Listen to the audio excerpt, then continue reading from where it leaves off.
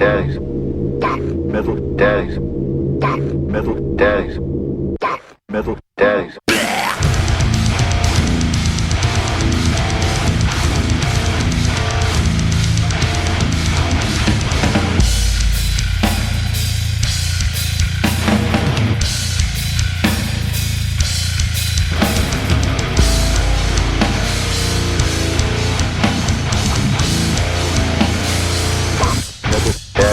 Hey, welcome back to another week with us. My name is Jeff, Hi, I'm Silas. and you're back with us for another week at Death Metal Daddies. It's been, boo Oh, boo. wrong intro. Yeah, Sorry. you're good. Yeah, took about a week off because I know our whole house over here was sick. I was down for the count. Did you end up getting sick? I know you said you started getting, some sore throat. You bitched out. Um, yeah, no, I had this like sinus thing for, I felt like a week. It wasn't like a full-blown sinus infection, but it just felt super irritated, like right at the top of that like nasal passage where your like throat meets your nose. And it was just more bothersome than anything. Like I know when I get like a legit sinus infection, it's much, much worse. But so this wasn't like crazy bad, but yeah, just constantly blowing my nose and shit. And I feel like I'm just now getting on the tail end of that. So I wasn't like sick, I thankfully. gotcha. But what'd you come down with? AIDS?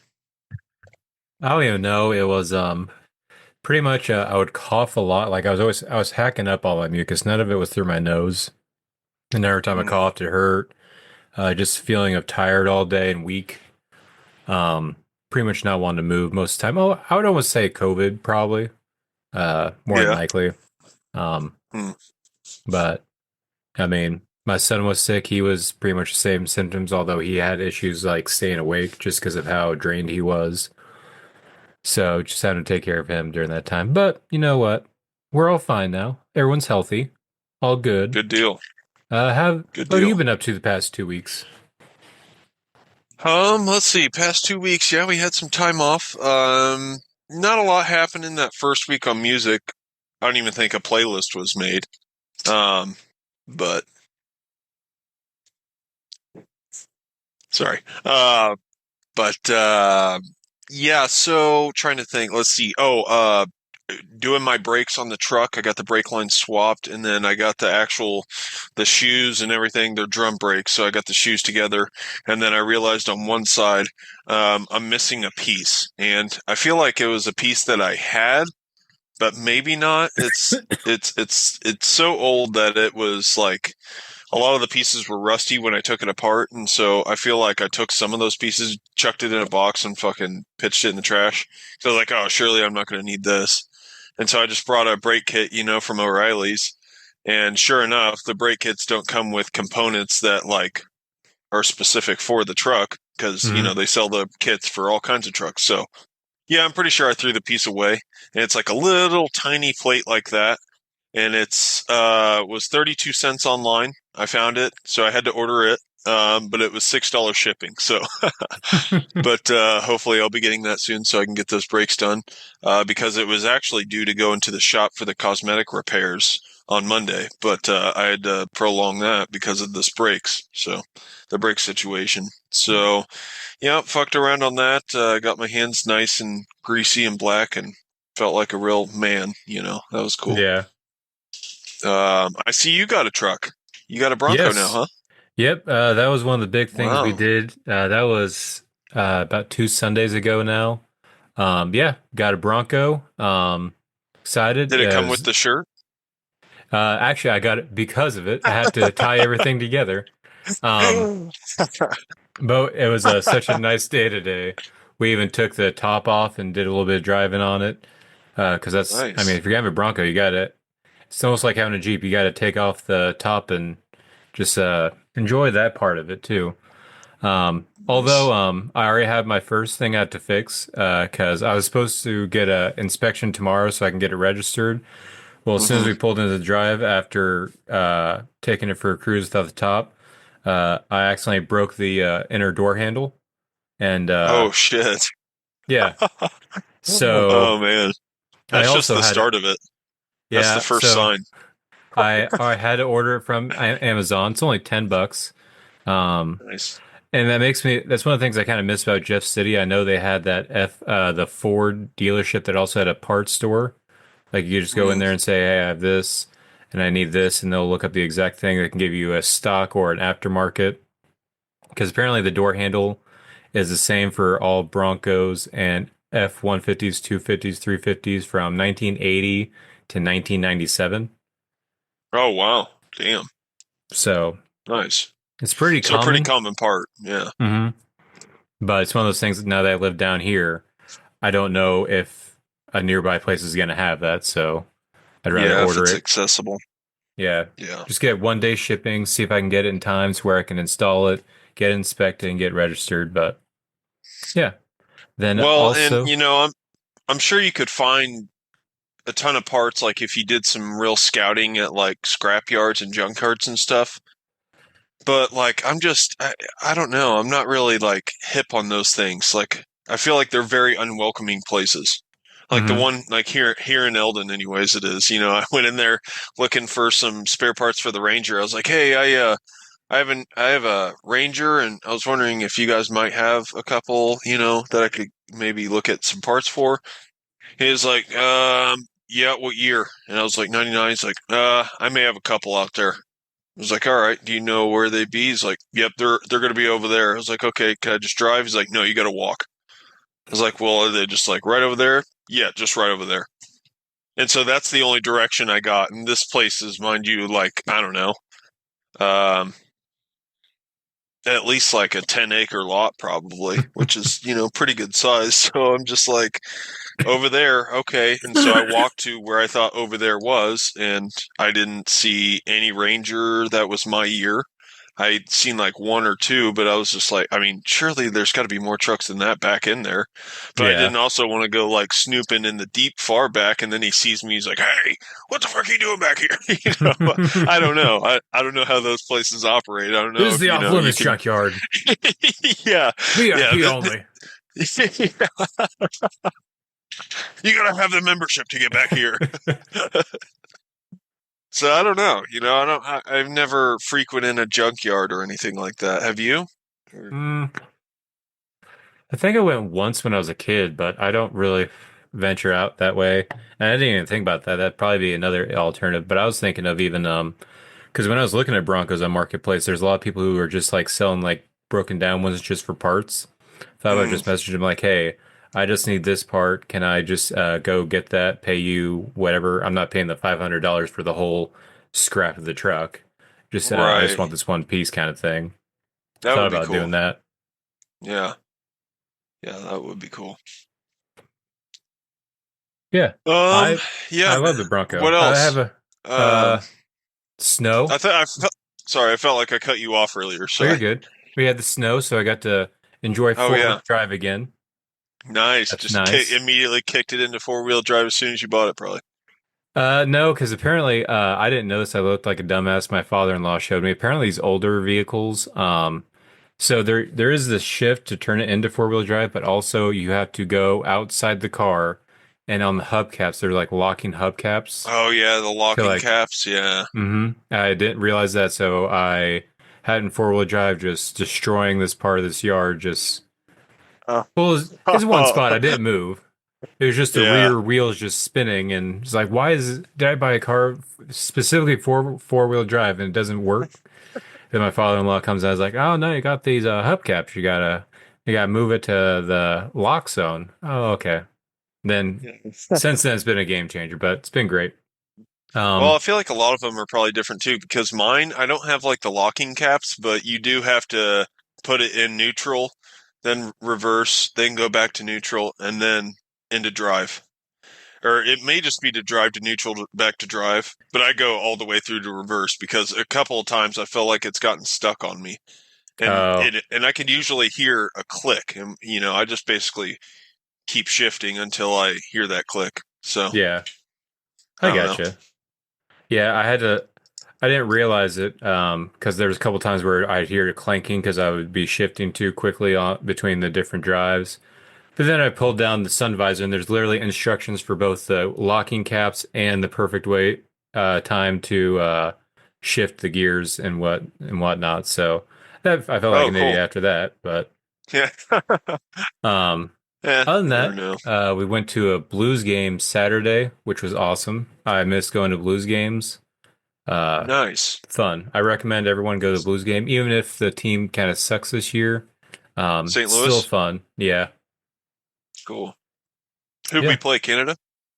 No, actually, we did play the Winnipeg Jets, and there were still some fans salty about the foreign nation thing. Did you watch the championship? No, I just seen all the buzz about the anthem getting booed, and then the fights breaking out like within like the first 9 minutes of the Hmm. game or something like that. I was Yeah, like, damn. So I guess they were pretty feisty. yeah. From what I understand, though, that they were planning on doing that going in anyway to kind of set the mood for their own team, which I get. Hmm. Which is another reason why And I was then wanting to watch the championship, hoping for more. They're like, no, we're not doing that this time. Like, well, dumb. yeah. And then we beat them too, right? We beat them that first time, but we lost in the championship. Oh, okay. Yeah, see, I don't know how hockey works. I'm not a hockey watcher, so I don't. It's fun. I recommend it. Yeah, just give it a try. It's fun. They have Uh, like, is it similar to playoffs? Is it like divisional brackets and so this was the championship, all that stuff. That was like an all stars weekend thing. They chose four countries. Obviously, you're gonna have Canada and America because they're like the two biggest ones when it comes to professional hockey players. And then they had Finland and Sweden. Hmm. Then I think another year, if this is the first time they've done it for the NHL, they always do different things. But I can see in the future that we might do like Germany, um, maybe Iceland or Russia if Russia decides to stop being what they're doing nowadays. But yeah, Hmm. it's a cool idea, especially since for the longest time they wouldn't let them play in the Olympics because the NHL didn't know how they could make money from it. But they made a bunch of money this time with just this nation versus nation playoff thing they did mid-season. Huh. Oh, so this is like totally new? Yeah, this is the first time they ever done a four nations thing within the Oh, NHL wow. as an all-stars thing. Oh, okay. Like there's like a World Cup kind of thing going on as well, but that's usually like off-season stuff. Then obviously Olympics, but yeah, this is the Hmm. first time it was like mid-season all-stars break. Let's do four nations in a round robin, and then the top two teams do a championship. Hmm. That's pretty cool. Yeah. Yeah, it sounds like fun, man. Any fights break out when you were there? There was a couple that were about to. It seemed though that they were not super serious about it fighting, and then also the rest immediately like got between them. It's all about Hmm. whether or not you have to come in with a plan to go in and fight kind of thing. You have to immediately throw off the gloves, and then the rest came back. All right, I'm not getting hit today. Huh. Oh, so it's up to the ref to back off. He can engage or not, or Yeah, the refs can break it up, but it's up to them whether or not they're willing to get hit kind of thing. hmm. Usually in the playoffs, they'll be more strict on stopping fights because they're like, this is prime time. We can't have this shit going on. Um, Oh, okay. Regular season, pretty much they let them do whatever. And then I think with this whole the Canada versus America thing, it's like this is gonna be good for ratings, so let's just let it happen. Yeah. Yeah, no doubt. So do they just like let them get fucking like bloody? Will they just let them beat the shit out Pretty of each much other? until someone's on the ground, they'll stop it. Is when they'll Oh, kind of wow. come in because then they can just When like one of lay the on top guys of them takes his ice shoe off and and stabs the guy like Happy Gilmore. just starts fucking pummeling him with his skate. Oh, that'd be crazy. It's like, no, this is for real. Ref's like, come on, guys, settle down. Hey, knock that off. Quit being a couple knuckleheads. Come on, guys. Damn it, this is hockey, boys. Come on now. Yeah, other than that, yeah, just the hockey game and the Bronco. That's about it. Anything else new with Cool. you? Cool. Nope. Started another course for school, and I'm actually in my lab, my last lab. So basically, that means I have two classes at the same time. I have a regular course and a lab on top of it, and so I'm not real thrilled about that because it takes a shit ton of time. Which lab is Uh, it? this is like I don't even know. Gonna be Bio, like Geo. yeah, it's bio. Gonna be doing like aquatic life stuff, I guess. I don't know. I had to order some shit for it. I had to order beakers and duckweed, live duckweed, which is like an aquatic plant. So I'm guessing it's gonna show up in a bag of water. I don't know. I don't know how else they'd bring it here. But so yeah, I don't know. Should be interesting. Hopefully it's I not gotcha. too crazy though. Yeah. Nice. Yeah. Are you ready to get into new music?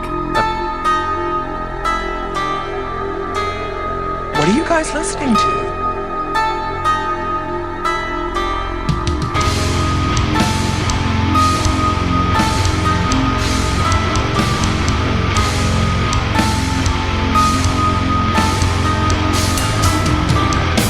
Weekly playlist. Weekly playlist. Weekly playlist. Weekly. I was thinking, let's just start with singles. We don't have to go. My thinking is let's not go over all of them. Just talk about the ones that stuck out. Um, for me, some of the best singles from this first playlist. Obviously, you got the new Imperial Triumphant featuring Dave Lombardo and Thomas Hake again. And that's the new song Pleasure Dome for their new upcoming album Gold Star. Uh, Mm, this new Imperial Triumph is really shaping up to be more accessible, in my opinion. I don't know what yeah. you think of it, but I'm enjoying it so far. Yeah, I thought it was interesting. So I'm guessing like is he doing the whole album with them? Or is this No, it just a looks like couple? it's just these two songs. And it also seems like they're not actually doing vocals. I think they're just adding more drums to the songs. Because Hmm. this song features two guests and they're both drummers, and there's no like weird vocals. It's literally just normal Imperial Triumphant vocals, but somehow Dave Lombardo and Thomas Hake are in, so their drums are somewhere. Can you listening to it identify him? And or Maybe if no? I listen closely, but as you know, with an Imperial Triumphant, there's just a lot of things to pay attention to. Yeah, Um, no doubt. Huh. Yeah, I yeah, feel like I listened to this one, but I didn't find it to be as appealing as the other one to me. yeah, Um, yeah. I did like the previous song. What was it? It was the other one with Thomas Hake. yeah, Kingdom something, I think. shit, it's not. It's totally missing me. I can't find my phone. I don't know where my phone's at. I mean, I guess I don't really need it, but I do like to look at the playlist on there. Let me go grab it real quick. All right.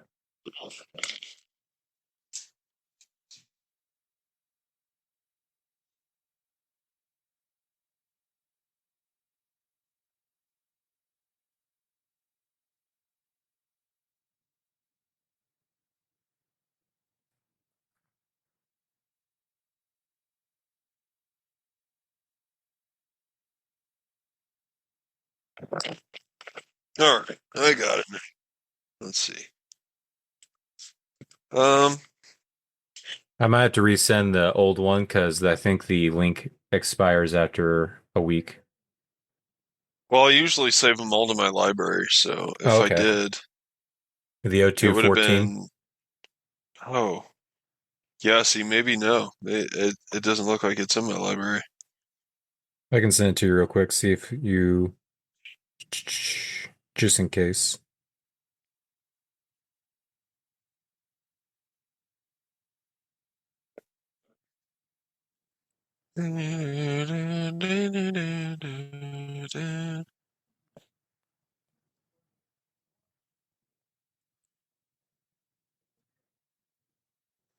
There's that one.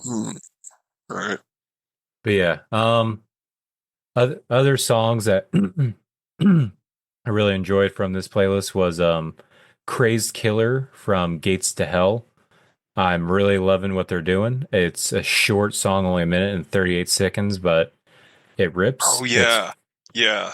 That one is a ripper, dude. I did listen to that one. yeah, it's I'm excited for this. I'm borderline thinking about pre-ordering this. I'm loving what I'm hearing from this band, this new band Gates to Hell. I'm excited for it. And you said you did listen to this one? Yeah, I thought it was super sick. And I feel Hell like yeah. they're very short and sweet and to the hmm point, it's just perfect time, timing, on the songs and stuff. They just get right to it and yeah, super badass. I was digging it. Hell yeah. Another song, I hope you listened to it, but you might not have. It was a song by the band Church Tongue. Never heard of this band. Apparently, this is from their EP, but I didn't know it was from an EP. I thought it was just single. The name of the song is You'll Know It Was Me, and it's featuring George Clark from Deaf Heaven, who I've never seen do a feature before. And I thought it was very interesting, and I really enjoyed the feature. It's very Man, weird, kind of a slower song. I don't think I did listen to this one. Yeah, I'll have to check that one out because I think I missed that one. Yeah, I love George Clark's vocals outside of Deaf Heaven. I love it in Deaf Heaven too, but hearing him outside it, especially in this kind of a slower metal song, I Mm-hmm. thought was very enjoyable. Makes me want Just to kind of doing his check out more. screams, or Yeah, his black that's metal awesome. screams on top of it. I love it. Nice. Um, one more set of singles I want to bring up on this playlist was the two singles by the Callous Cowboys. Did you check these out? Uh, I don't think I did. These were great. I've been was listening to these nonstop. It's two singles. It's Two-Headed Trout, and the other song is The Demon of Unreality, Limping Like a Dog. Um, so Two-Headed Trout is very like almost poppy, almost his like a Latino feel. Very like singy, but super catchy. And then like near the Hmm. end, it kind of breaks down to the heavy mathcore-ness kind of, but it's a sounds a little old school combined with new school mathcore. Like makes me think of like I can't it's not Dillinger, but just sound of the guitars, some of the melodies they're playing with it sounds great. And Demon of Unreality, Limping Like a Dog, starts off super heavy, super chaotic. I love this what they're doing. So yeah, I am excited about this new Callous Cowboys album. Great band, bringing back mathcore, making it cool again. I recommend everyone check that out. Oh yeah. And then this Yeah, week's I'm just playlist, skimming it real quick to see if I'd listened to it, but it doesn't sound familiar, but I am liking what I'm hearing. That yeah, two-headed trout, man, that's a heavy ass riff. yeah, Super sick. it's awesome. Very weird with how what they play, especially when the Hmm. first like minute and a half to 2 minutes is like not really screams, it's just kind of sang, but kind of in like a sexy dance kind of way. But I think it all Hmm. plays together very well. It's super catchy. Um, Sexy dance. Okay. absolutely. Um, but yeah, this current week's playlist only has one single, if I remember right. Yeah. And it's an absolute banger. Oblivion by Spirit World. Did you check this one out? Dude, yeah. These guys just do not disappoint. And I don't know. They got a refreshing sound. I definitely like what they're doing. But yeah, I was very impressed with it. And I wanted to bring up because that's why I brought up the Church Tongue song with uh Death Heaven. It sounds almost like there's a guest feature in the song, almost like a black metal style vocals. Is that also George Clark or is that someone else? Then the other song, In Oblivion, or by Spirit World. oh, okay. I don't know. I don't remember. It's that part where it's like Pray to your God. Oh yeah, towards the end. Mhm. Yeah. Yeah, I did remember hearing that. I don't know if that's their dude or not, but it doesn't say like it features anyone, so I don't know. Hell Dorado. That's a sick artwork. Yeah, I did end up pre-ordering this because I'm very excited about this new Spirit World album, and then also I ordered Death Western because also I love that album too. But Yeah, that's a apparently, good one. they're shipping together, so apparently I can't get that early, even though that one's Oh, already out. But whatever. oh, bummer. Yeah. They're just trying to Yeah, save money. I guess so.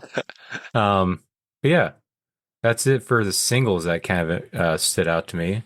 Let's just move on to albums and EPs kind of as a group thing. What were some of the albums that stuck out to you?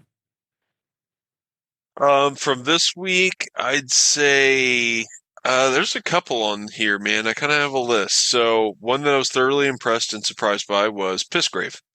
Hell yeah. Pissgrave, Malignant Worthlessness. Um, Badass album, dude. I really liked what I was hearing, and I was very, I don't know, I just don't remember having that reaction listening to them years ago. Hmm. But I really found it to be listenable and very enjoyable. On top of that, there's obviously a lot of layers on those Vokes, but I can't really tell if it's multiple or if it's just a couple because it's hard to even really tell what he's doing. But Hmm. um, I can't help but notice the reference of like a Smeagol in there. It's like a screaming Smeagol. You know what I mean? Yeah. Doesn't that sound like it to you? Like it sounds like Yeah, a he's doing little the bit. Smeagol voice, and he's just like like to it, you know? It almost reminds me of like a more palatable revenge, to where he's Yes. not like kind of doing it through like you said that time, like doing it through a paper plate. He sounds more Yeah. legible, but it still sounds very just raw and weird and Oh, nasty. just yeah, nasty for sure. Like this band captures nastiness like perfectly. Like the Hmm. covers, even their covers are just disgusting. Like you don't even really know what you're looking at, but you just know it's gross. Hmm. And they match that. They match that sound really well. So yeah, man, I don't know. I was really happy with that one. I thought it was cool and awesome riffs, dude. Like the riffage in there is just super killer. Hmm. Brutal though. Next on my list of happiness was Scour's release, Gold. Dude, Hmm. this album kicks ass. I Hmm. absolutely love this album. I think the riffs are one of my favorite aspects of it. He just really does this European like Marduk style and masters it, man. Like I just think it's great guitar work. Even captures some like kind of emotional like I don't know, emotional chords in there, it sounds like, you know. Um, but yeah, that and that black metal tremolo picking, whatever Hmm. style that's called, it's just, dude, it's awesome. It's just awesome. Favorite songs. I think it opens up badass with Cross, Blades, Infusorium, Coin. That's another good one. Um, yeah, dude. It did get pretty weird. I don't know if you listened to the song Invoke. I actually really liked Invoke. Yeah, That was my favorite it's one. it is cool, but the whole Hail Satan thing really threw me for a loop. I was like, whoa, is that Phil Anselmo saying Hail Satan? I was like, wow, okay, interesting. But I'm sure it's tied to the lyrics, or if I took the time to read them, I'm sure it would make more sense what he's writing about and stuff. But love the sounds, dude. I really love that album. Makes me want to get the vinyl, and I probably will. But and I think that's absolutely going to be in my top 10 of this year Okay. moving Yeah. forward. I'm thinking. I was really thought that was a kick-ass album. Next up, um, Retromorphosis Hmm. was pretty sweet. That is some Yeah. sick-ass tech death. The vocals kind of get a little far from, my liking, but that's all right. I mean, the tunage makes up for it, and it's not like the vocals are terrible, but uh, I don't really, I can't even really describe what I would be looking for. So, but yeah, man, no, I don't know. I'm just being picky, music snob here. So it's cool. It's definitely worth a gander if you like tech death, and it rips, dude. And it features Spawn of Possession members. This is pretty much Spawn of Possession, just Oh, okay. resurged, I believe. It's got most of the members of X Spawn of Possession and maybe a new one or two. But yeah, so that was cool. Yeah, Salmus Um, Mortis. yeah, dude, yeah. Retromorphosis Salmus Mortis, pretty sick. What about you, man? What do you like on this one, on this I playlist? did to piggyback off of Retromorphous. I did listen to this a little bit more often than the others. It did give me a little bit of vibe somewhere between like Aborted and Black Dahlia Murder because it had the kind of grittiness and like fast pacedness that Aborted has, but it has a lot of the melody and cool stuff that Black Dahlia has. And then with the Hmm. vocals though, that reminded me a lot of Conducting from the Grave. I don't know if you remember them. Yeah, man, it's been forever since I've listened to them, though. Yeah. It's hard for me to remember what their sound was like. Yeah, for Sorry. me, the top tracks would probably be Aunt Christie's Will, Never to Awake, and The Tree. Uh, it was a very good album. That was awesome. Other albums that stuck out to me, I'm gonna have to go with. So this is an EP. Uh, my favorite, my favorite release was this EP by God Complex. He Watches in Silence. I love this. It reminds me a lot of like a Vomit Forth, but a little bit more hardcore-ish. The most noticeable thing about this is the drums. If they're first and right up front and in your face and kind of kick your ass this entire 5 song EP. Flooded Lungs is the last track. I thought was awesome. Uh, Check out He Watches in Silence by God Complex. It's great. Yeah, I did catch that one, man. That was pretty killer. I was definitely liking what I was hearing. Um, Trying to remember. I think Bowl's trick Balustra. or something. Yeah. However you say it. Yeah. That was a pretty cool song. I highlighted that one. So, um, yeah, man, solid playlist for sure. Yeah. Then we also have this new Bleeding Through album, 9. Uh it's it's not I do like it, but I'm not gonna say it's amazing. There's some things I don't not too big of a fan of, but I do think that this is pretty Was good. it the And vocals? um I feel like it's more some of the lyrics I found to be a little cringe. I found like in Yeah, same. Hail Destruction has some cool parts in the song, but something about some of the lyrics, especially that and also Our Brand is Chaos, Dead But So Alive, some of those lyrics just kind of like threw me off, took me out of the vibe. Um, Yeah, like, dude, I was so let down because I was really looking forward to it, and then it opened super badass. I was like, "Fuck yeah, Bleeding Through's back, dude!" mhm. And it sounds killer. I think the production on this album's even amazing. I love, where everything sits and how it comes through, real nice and crisp and clear. But, um, dude, yeah, the lyrics. I was like, no. Oh, don't like get out of here, dude. Like, what are you doing? It gets cringe, and Mhm. it's like, damn it, like, come on, man. I was really expecting like a '05 Declaration. I don't know if you remember that album. That Is wasn't that the one '05, with the but gunshots? yeah, yeah, super badass though. But I think the gunshots. I don't know I'm trying to remember. It's Is that the like it one kind where of. it has a sample from Boondock Saints and there was a firefight and Oh no, that is more like their '05 album, with the knife on it. I want to say I can't remember their album titles right now, but that's an older one. What you're talking about, Declaration. It had like the weird like stringy synths at the beginning. Dun, dun, dun, dun, dun. I don't think I listened to that one. Oh, it was super badass, man. I still think it holds up today. It may have been like 2012 or something like that of theirs, but I'm gonna just look real quick. See. Declaration was '08. So yeah. It was after The Truth in '06, and then This Is Love, This Is Murderous is the one that you were talking about with the Oh, gunshot. okay. But yeah, man, they got a really good, like, pretty solid albums, and but this one was just kind of yikes. I was just like, I don't know. After hearing the lyrics, I was like, I really kind of hated it. Yeah. But the I music do was badass.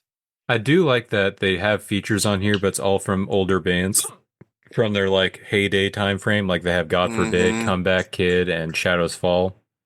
I thought that was cool, kind of a little bit nostalgic feel to it. Good night. Sorry. I'll be back.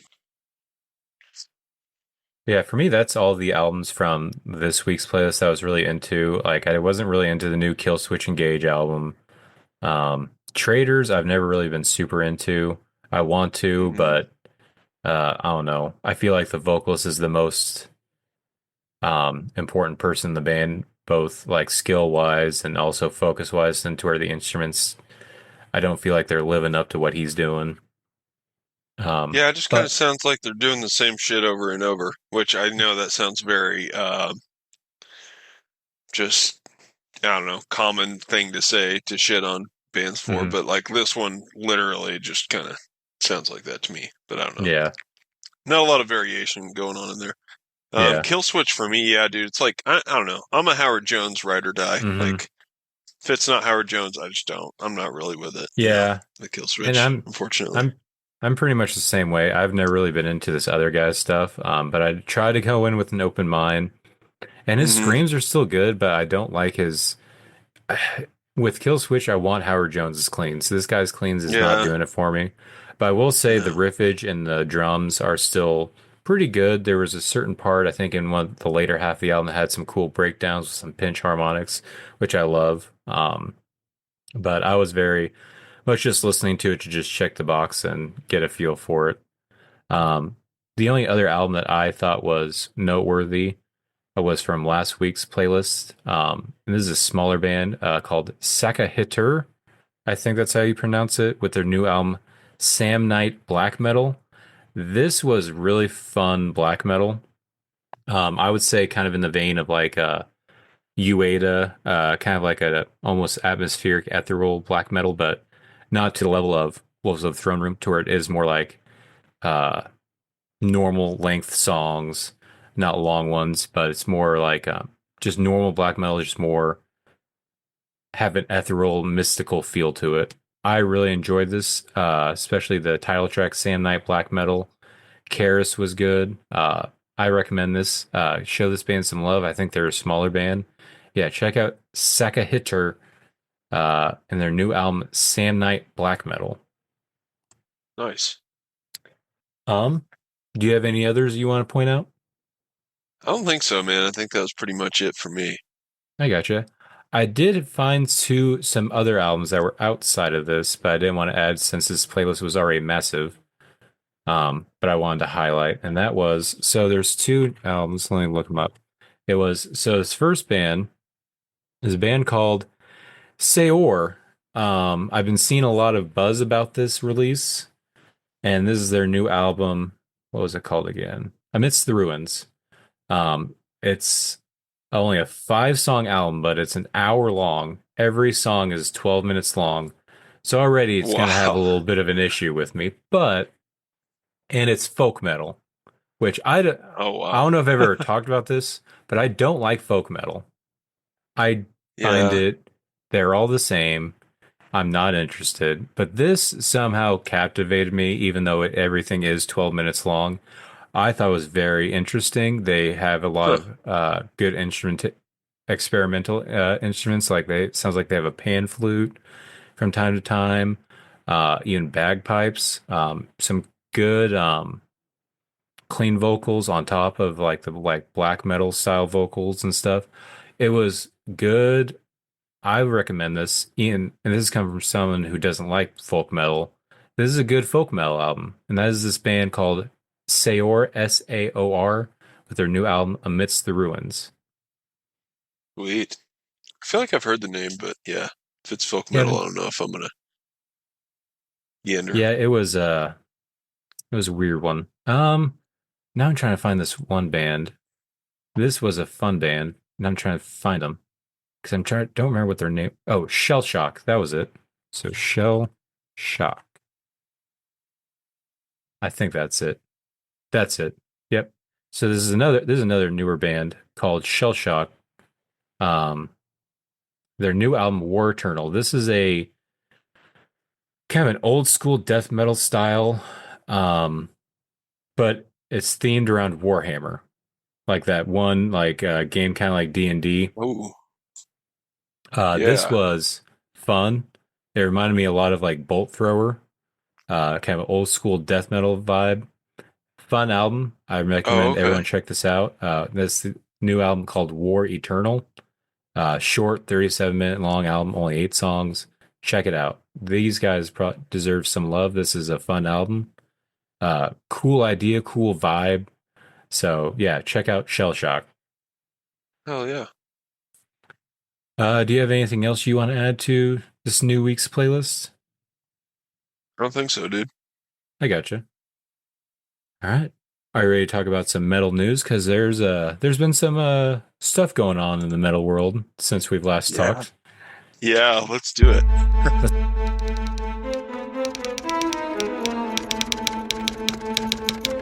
Metal news.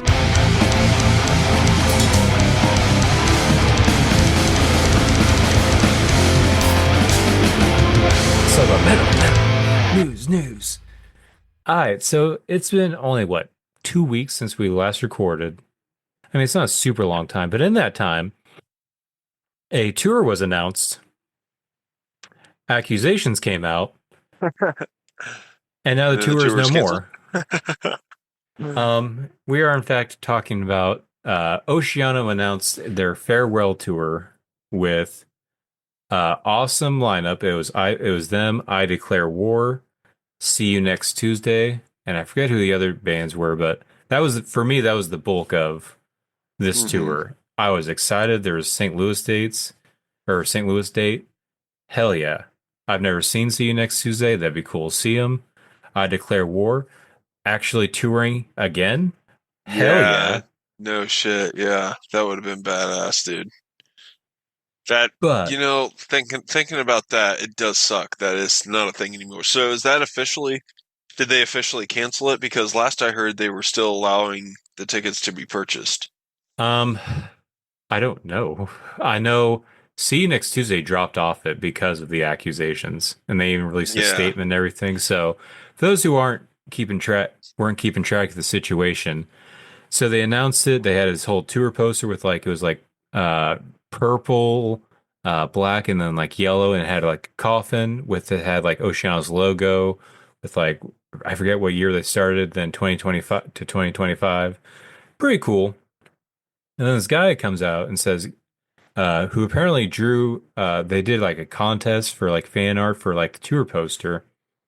And I guess this guy submitted, but was told he was not chosen.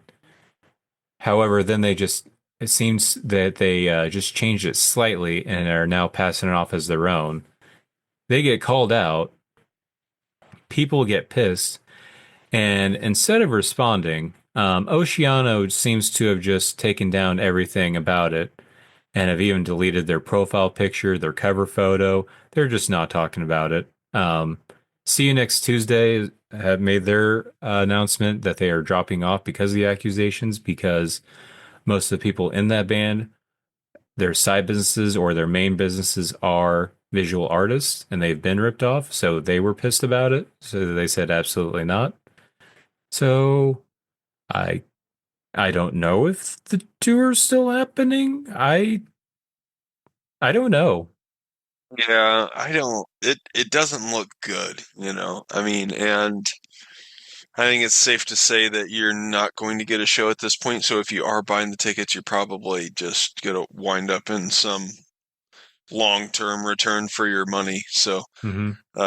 or battle for your money back. But Yeah, I don't know, man. I don't know what Oceano's doing, but I did see the photo, and it is way too similar, way too closely similar to the original. Did you see Mhm. the comparison?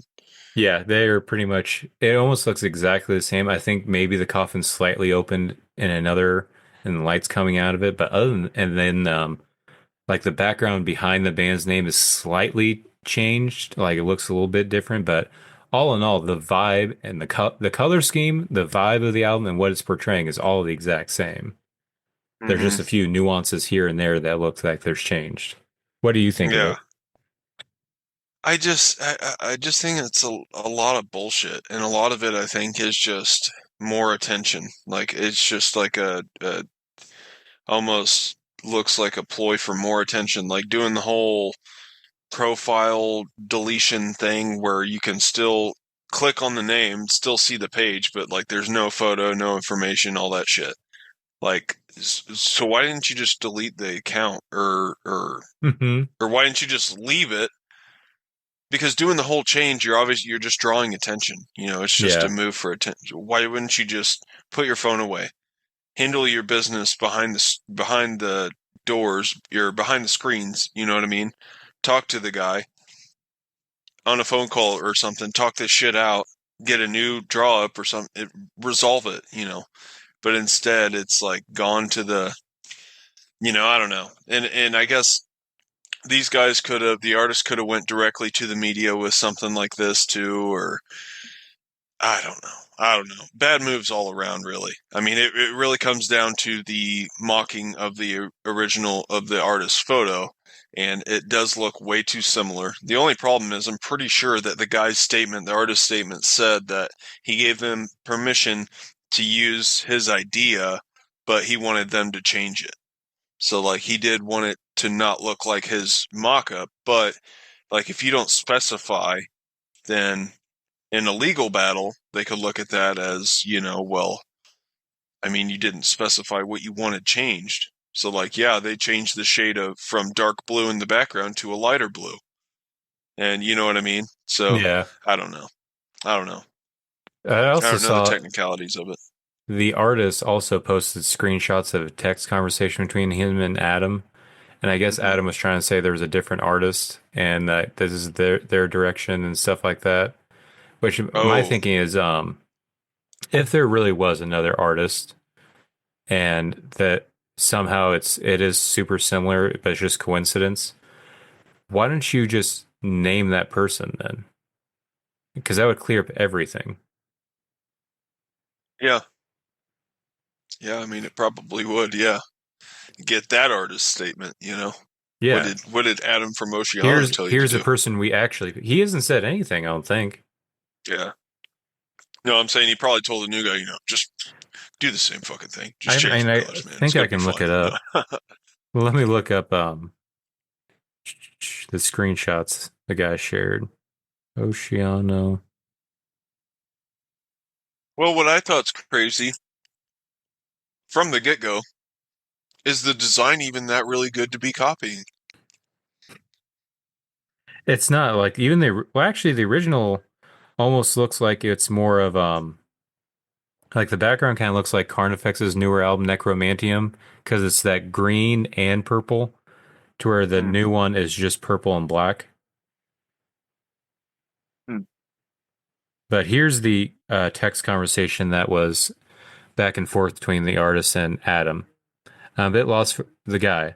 I'm a bit lost for words and don't know what to say right now, but I'm pretty bummed to see this. Looks an awful lot like the flyer I provided you, that I was told didn't make the cut. Aside from some texturing and color grading, it's basically the same flyer. My wife came to my Oh, office to wow. congratulate me, thinking it was mine. I thought you said your flyer didn't make it. Oh, Adam shit. responds. Adam responds, "Did you hand draw yours? And what do you want to make you feel better for keeping the for me keeping the artist direction?" Other guy. Oh, no. That's not hand drawn either. That's textured with some cross hatching. Dude, I don't know, but that stings look quite a bit. Yeah, Adam. Well, it looks better. What do you want? This isn't personal, so please let's solve it and move forward. Uh, let me know what you want for it. It's not sting as much as I did not expect this. It's a similar layout, yes. Other guy. I don't know yet. I guess we'll have to talk about this later. The privilege of having my work being used for the tour would put me over the top. Adam, I didn't like it though. No offense, that's my artistic Hang on. honesty. I'm kind of losing you for some reason. Sorry, I My kind of goodness. lost the last bit of what you said. Oh, Adam said, I don't like it though. No offense, that's my artistic honesty. I have sent you $100, so it's 50 less than I paid for all the finals and social media edits and changes for the one in use. Typically do not typically do not do that, but given we will be working together further, I hope this shows my intentions are not to hurt feelings but to utilize the best visuals for my vision, bar none. Other guy, thanks for that. We'll have to have a meeting soon. So I guess he did eventually pay him.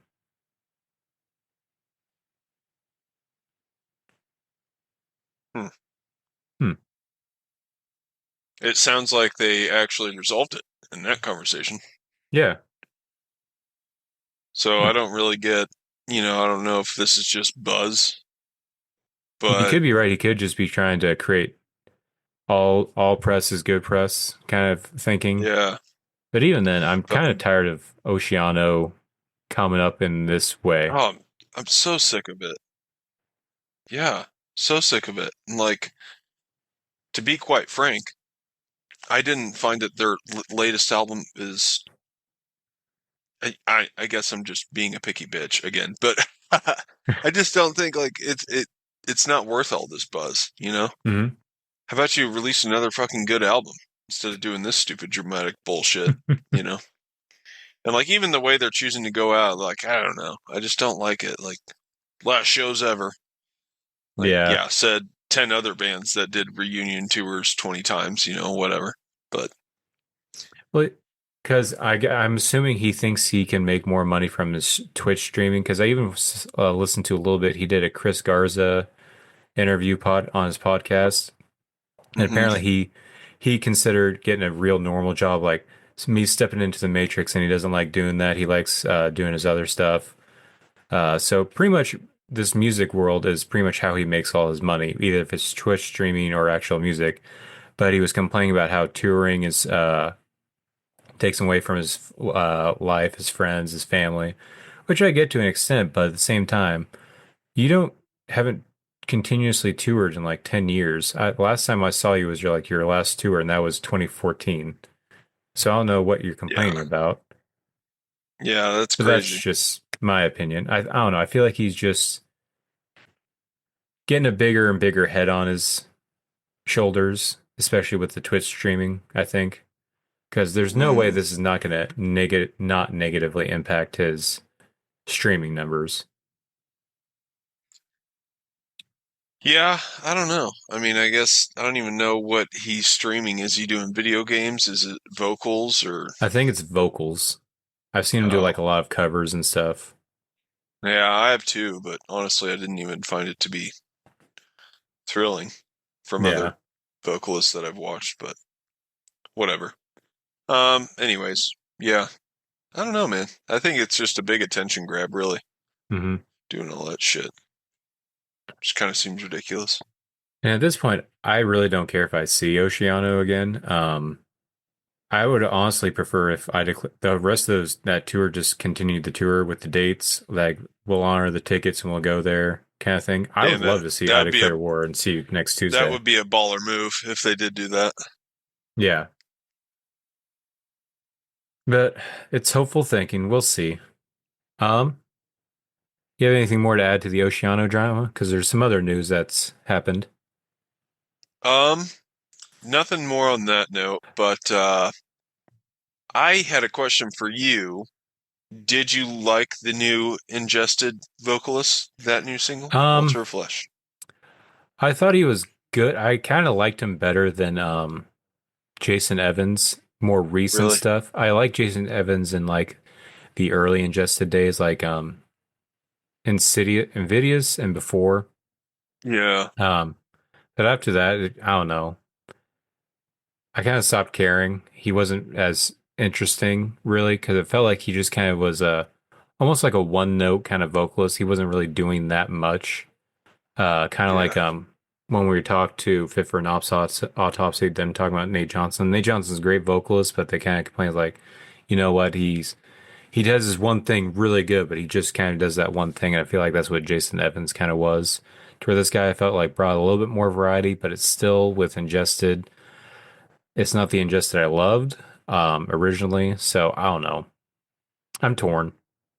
What did you think Yeah. of it? Yeah, I mean, to me, I don't know. Jason, I just felt like was such a huge component of Ingested. Like he Hmm. almost just he made it nastier, you know. And I felt like it was an aspect. It was a little bit more nasty than what this sound is now with this guy. Hmm. Um, I kind of share the same opinion with some other comments that I've seen. Like it just kind of sounds like every other deathcore band now, a little bit too Yeah. much, you know. Whereas Hmm. Jason Evans really gave him that signature sound because he, you know, was a unique vocalist. Like I kind of, you know, he was losing me towards the end too, but it was more for the lyrics. I think I spoke on this before, but his tough guy, he started getting into like the tough guy writing a little bit too Hmm. much for me. And then I seen him wearing guy liner, and I was just like, oh man, what's going on here? But you know, so he just kind of started losing me there. But yeah, I don't know, dude. They kind of still need him in that sound, in my opinion. But Yeah. we'll see. We'll see what's to come. I'm sure they probably got some more songs up their sleeves. So Yeah. Hopefully, but I can kind of see because it almost like is it's almost like they're creeping a little bit more towards a more boring version of Signs of the Swarm. Like they're just kind of becoming another face in a sea of faces, just another band. damn sadness. Yeah. Um, but in other metal news, do you see the big tour announcement for Pantera? I think I did. They got a kick-ass opener, don't they? Amon Amarth? Oh, no. Yeah, I did. I did see that. I thought it was more kick-ass than that, but yeah. I don't know. That'd be cool. Maybe that's my time to go see Pantera. I haven't seen Yeah, Pantera with this whole rebirth, so yeah, I be kind of good want to. to, you know. I really do want to. But I'm worried about how Phil's going to be because I've seen some people complain about how his stage presence is with Pantera nowadays. But A I'm little too also, white supremacist or yeah, just keeps throwing his heart out to people. pulling the Elon Musk. Mhm. But I also worry about like, are they going to play songs that I like? Because know there's some popular songs in Pantera like they're good, but I don't really care to see them live or rather see other songs. Like I don't like personally, I don't really care to see This Love. I'd rather see Great Southern Trendkill or like I don't know, just their more ripping songs. I mean, I don't know. See, I'm indifferent on this love. I really love that song, but I don't know. Yeah, I wouldn't imagine that they're going to have those kind of slower paced ones in a modern day set list. I'm thinking you're probably going to get the classics and the heavier side of Pantera. If I had to guess, you know, I don't know. I haven't, like I said, I haven't seen them on this like whole resurgence. So, but it would definitely be cool to see. I Yeah, mean, they got pockets full of hits, dude. So they got yeah, tons of tracks to pick from. yeah. And I do kind of wish they had a different opener because I'm not really into a Monomarth. I don't know how you feel about them. Oh, I liked them a long time ago, but they just got crazy theatrical. I started seeing their shows where they had the Viking ships on each side and like fucking prosthetic waves and shit or something like that on stage, and I'm like, what is this a play? And I'm pretty sure they got guys battling with swords and axes and shit while they play music. I'm like, this is kind of ridiculous. I mean, I don't know. Maybe you got to be there, you know. So I haven't seen them, but they got some good tracks in their discography for sure. So if they're still playing classics, man, I mean, I probably wouldn't mind to catch them, but I don't know that I'm going to be uh, gunning at the barricade, you know, to see them or Yeah, anything like that. I kind of wish they would have brought the opener they had on the European leg in America. They had Power Trip Reformed, and be their Oh, opener. That I feel like that would be exciting to go see Power Trip again. yeah, that would be cool as shit for sure. Yeah, we were lucky to catch them in their kind of takeoff, Mm-hmm. Yeah, but back when it was with the what original album was vocalist, that? It was before uh, Nightmare or whatever. Swing of the Axe. I It want to was say that before one. that. Oh, was it? Because I want to say the big song they played was Crossbreaker. Oh, yeah, that's right.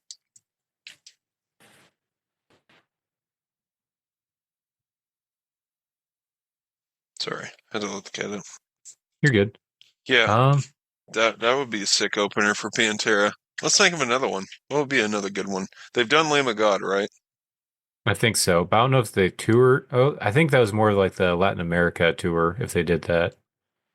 Oh, Um, okay. Kublai Khan. Oh, That man, would pair well. wow. Oh, dude, you hit the nail on the head with that one. I don't even think I need to think of one now because that's perfect. Kubla Khan would be a perfect opener for Pantera. Hell yeah. Absolutely. Damn, dude, that would be a badass show. That I would be, yeah, I would be looking at those tickets on the day of sale probably. That would be so kick-ass. But they are on tour right now. I can see that being a conflict. Do you know who they're on tour right now with, though? It doesn't make sense. This lineup does not make sense. The lineup is the opener is Frozen Soul. Huh. Um, I think Fit for a King, and then Kublai Mm. Khan, and then the headliner is Killswitch Engage. Oh yeah, I think I did see that tour. That is pretty kind of out there. Yeah, you have your I heaviest mean, band as the opener in Frozen Soul. yeah, they're like super death, right? Yeah, they're like old school death metal with like ice theme. Yeah, that's interesting. Uh, yeah, that's kind of all over the place. And then Fit for a King, I feel like is more kind of chorish, right? Yeah, If they're I like remember right. modern metalcore, and I want to say Christian modern metalcore. Hmm. Um, I never really listened to them, but I know that's their sound. And then obviously Kublai Khan, who I think is going to get everyone pumped and excited. And then you have Killswitch right Yeah, after. yeah, pumped and excited to leave. No.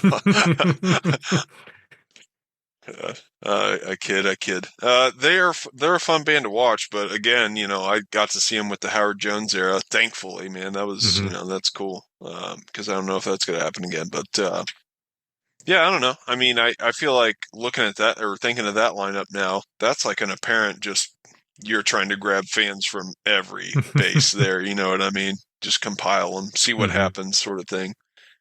So it might work, in that aspect. But Yeah, I'm debating on going to it, but it's on drill weekend. So it's all dependent on whether or not I can get off in time.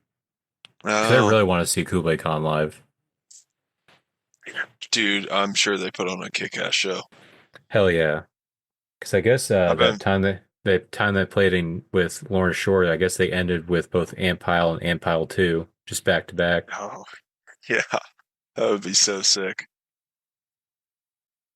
Uh, as when you were younger, having hobbies was like you could just keep on adding more and more hobbies. Now that Hmm. you're older, some of your hobbies kind of thinned out. Is there any hobbies that you've stuck with pretty much your entire life that you kind of are still is still a regular hobby? And also on the other end of it, are there any new hobbies you've kind of adopted since you become a father? Because obviously priorities shift, time shifts. Because not only do you have kids, but you Hmm. have a spouse, you have a whole house that you're trying to divide your time so your hobbies kind of go to the wayside. So are there any that have Yeah. stuck with you? Are there any new ones that you've adopted? Well, hobbies, yeah, I mean, definitely video games, man. Like, I started playing video games at such an early age, and I never really dropped them. Like, I'll still kick on a game of Madden or Call of Duty. Like, I've been playing a lot of Warzone with my brother lately. Kind of get back into that, like, hardcore. Um, and, it's like, it's one of those hobbies, like, I definitely phased out of once I became a dad. And I've kind of drifted back into it, but I definitely don't play like I used to. But I think it's something I'll probably still keep around, just because they're fun. fun for the mind sometimes. I feel like I wind down doing that every now and then, you know. Um, and then I've definitely acquired hobbies, you know. I don't know if it's since I've become a dad, but as much as it's just age, probably both. But like I really get into gardening in the spring. I like landscaping a lot. Mowing, you know, I usually enjoy the first couple of months and then I get pretty fucking sick of it come July. But I don't know, dude. That's just I don't know if that's just kind of like a man thing or what, but and then the accumulation of this truck, working on the truck, like love hate. I've kind of gotten into that, but you could almost say it's like a hobby if you got a truck that old, you know. Probably going to be doing Hmm. a lot of shit to it, so um so stuff like that, you know. And then the songwriting with bands and stuff like that, you know, I always kind of wanted to be involved doing that, so I acquired that um, early 20s, and I'm still kind of doing that every now and then.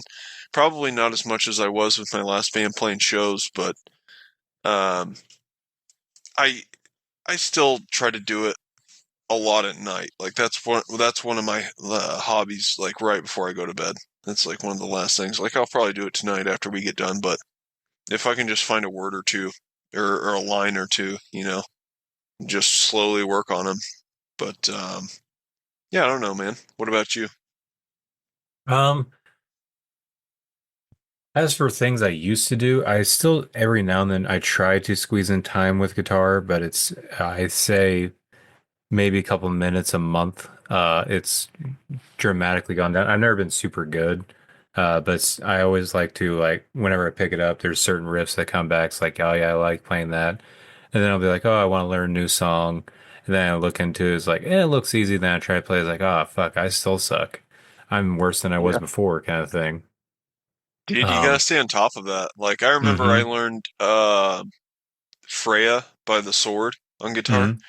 and I could play it pretty good, you know, down to bound down to do, and it was like super fun to play. Got to where I could play it like pretty good and for a while and quit playing it, and yeah, I do not know how to play it. So I mean, you know, I definitely couldn't do it today like I used to be able to. But yeah, it's just like one of those things that takes time and practice, and like you just got to work on it every day, you know, or Mm-hmm. as much as you can. And that's why, you know, guitar players are so good because I feel like that's just a huge part of what they're always doing. But Mm-hmm. yeah, man.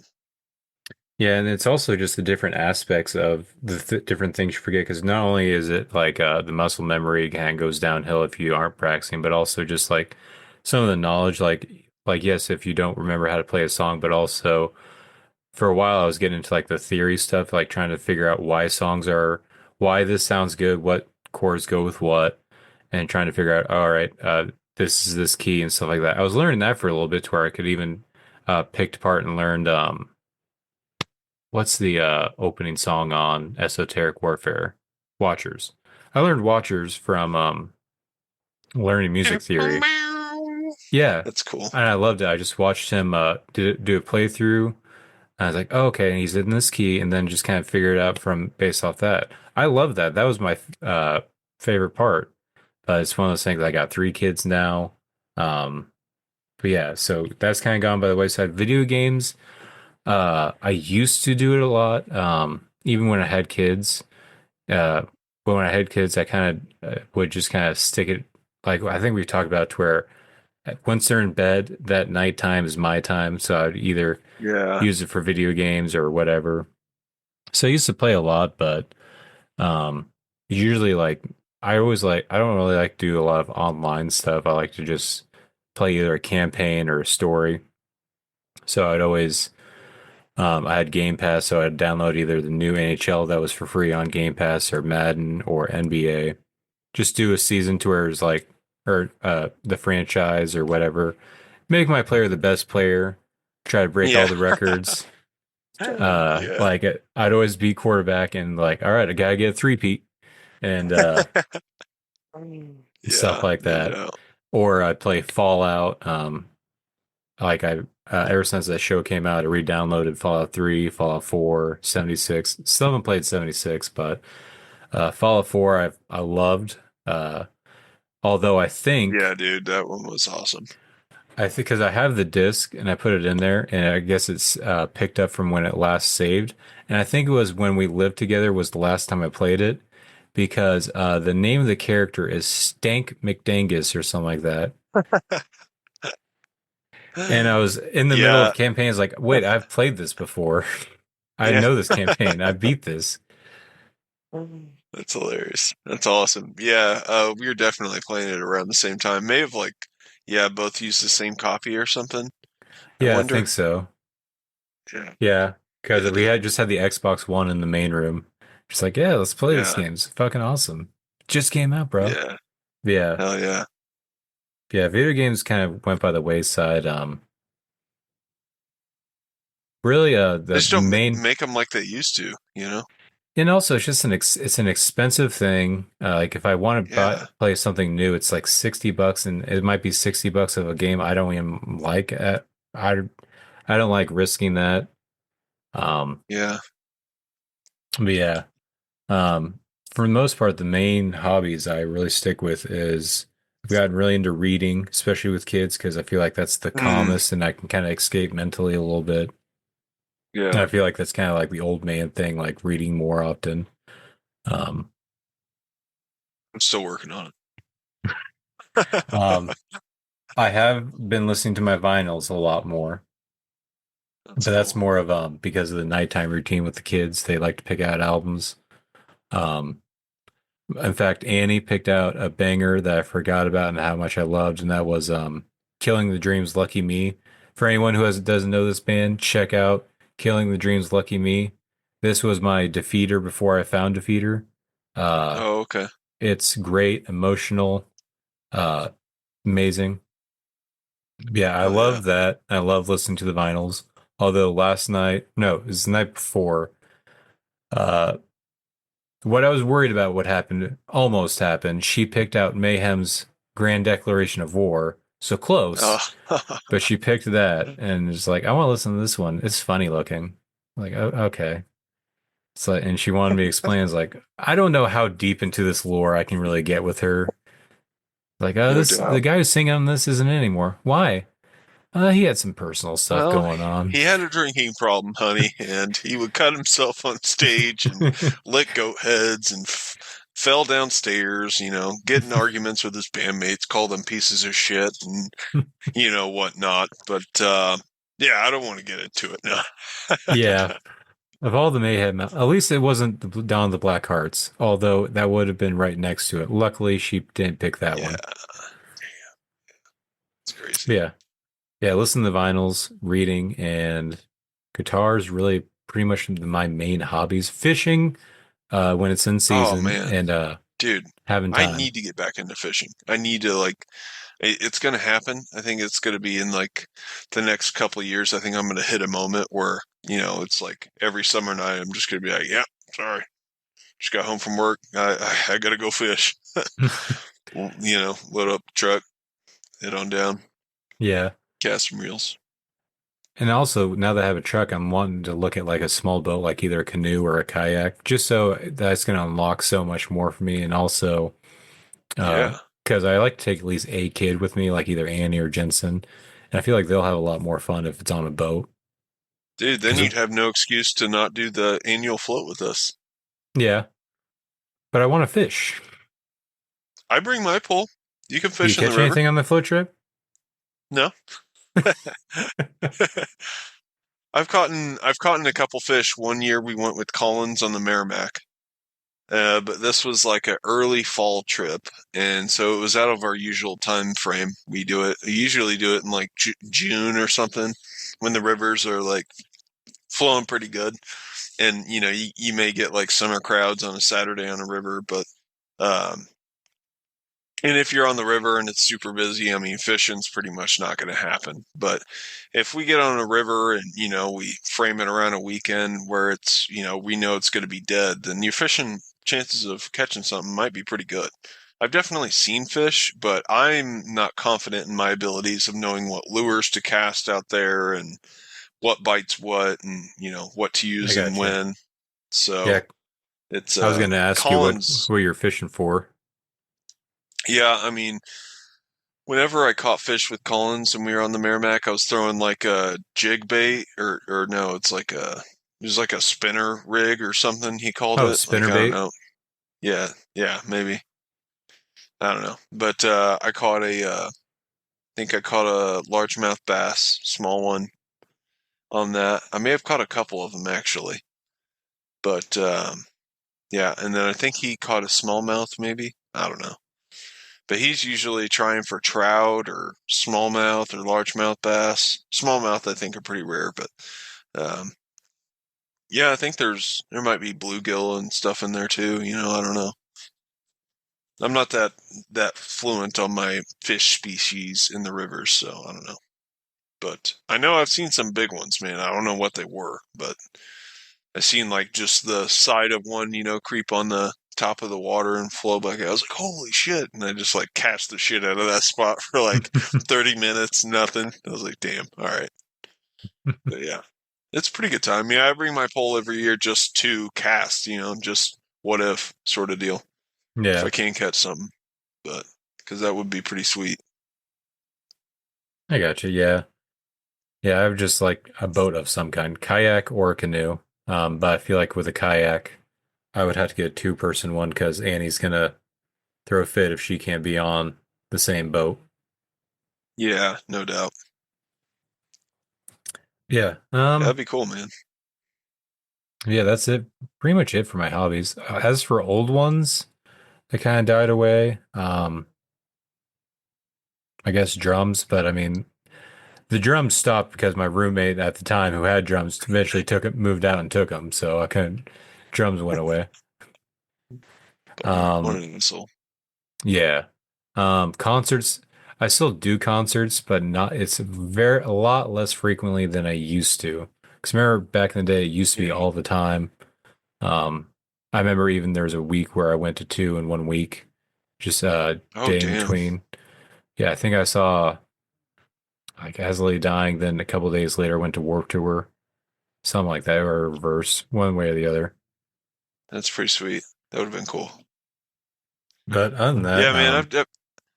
I probably we usually go to a couple a year, but I'm definitely not going to metal shows like I used to. It's mhm, definitely, I was going to more metal than anything, but me and Lex will usually go to a show, and if we're doing that together, it's usually something that we can both like and enjoy.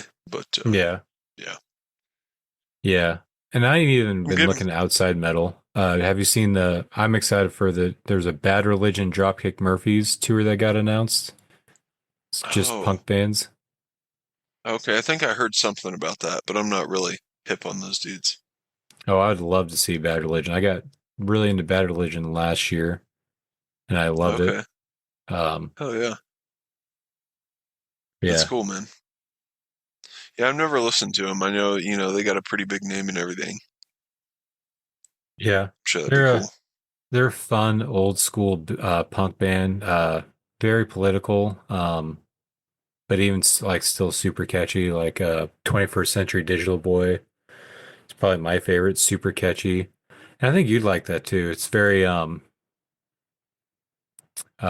I don't know how to describe it, but kind of complaining about the technology supposed to be making our life easier, but it's actually making our lives worse. Because the chorus is because I'm a 21st century digital boy. I don't know how to read, but I got a lot of toys. My daddy's a lazy middle class intellectual. My mommy's on Valium, so ineffectual. And life's a mystery, yeah. That's great. That's awesome. I'll definitely have to check that out. Yeah, that pretty much hits the nail on the head for me, man. Yeah, it's a great song. I think you'd like that. But yeah, just I don't know, concerts in general, I feel like have gone by the wayside because there have been even rap concerts. I want to go to Tyler the Creator, but that's come and gone. I feel like time also, as you get older, goes by so much faster now. Do you feel that Yeah, way too? no, it definitely seems that way.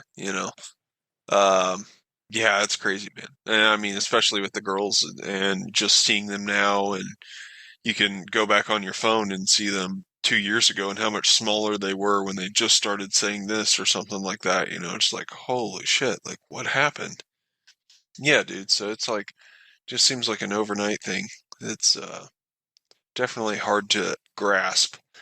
And I think it's like I always picture of like, what are they gonna look like when they're 18? That's crazy. Like they are going to be 18 someday. It's Hmm. nuts.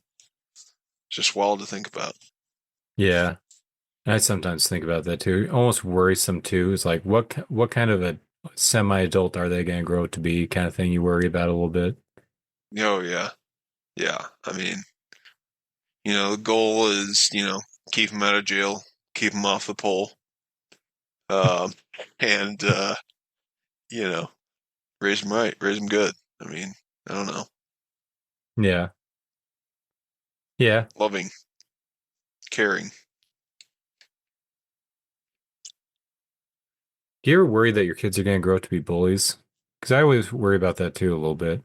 Or are they're Yeah, going to be bullied or be the bullies kind of yeah. thing. One of the kind of both sort of situation. Yeah, man. I mean, it definitely scares me. I mean, you hear about horror stories of kids, young kids taking their own life and shit because of shit like that, and so that's definitely um, worrisome and thought provoking. But it's just same time, you also want them to face adversity so they can understand how to deal with people in society because, it's not always going to go their way. They're not always going to have it just great and nice. And not everyone in the world is going to treat them like the parents in their home are. So Hmm.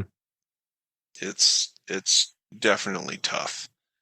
And right now we're back and forth on the homeschooling, but I'm kind of where I want them to be in public school more so for the interaction with the other kids than I think for the teaching even.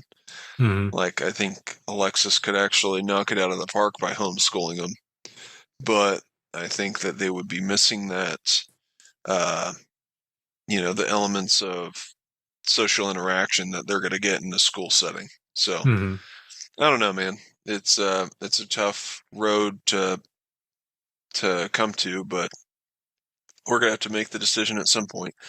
Um and I don't know. I've been told that you can also find like other local daycares and maybe make a homeschooling center for them and just kind of bring in more kids to homeschool, and so you almost have like a classroom setting all day. So Yeah. because I mean I think doing the daycare for them is great. They've been getting social interaction for a while now, but it's only 6 or 7 kids or something like that. So um yeah, I don't know, man.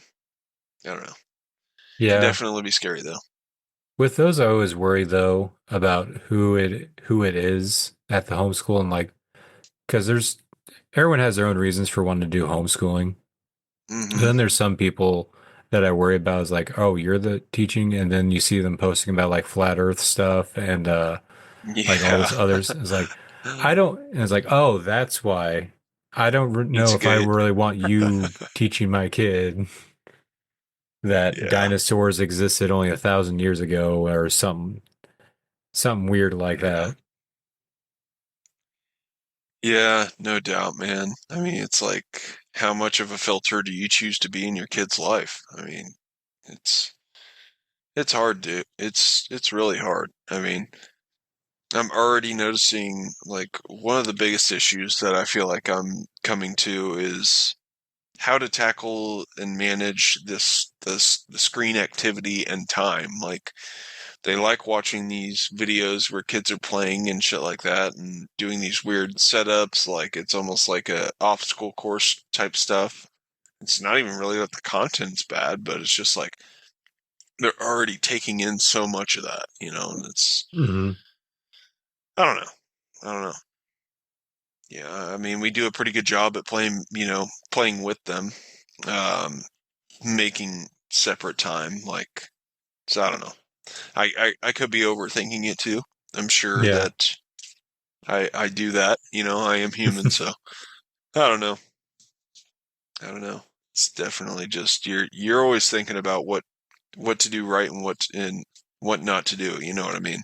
If you really Hmm. care. So Yeah. But Yeah, because we've always worried about screen time because our kids, I don't know if your kids are the same way, but pretty much just turn to zombies, are very almost yeah, non-responsive or can't hear you when they're on it. yeah, you just So, look at them and they're just fucking sucked in. yeah, And I also wonder yeah, about eye development, watching a screen like Lux has a tablet and she holds it here, but I can't be like, no, hold it 2 feet away from you and lift it up like this, and I want you to, sit up straight when you watch it.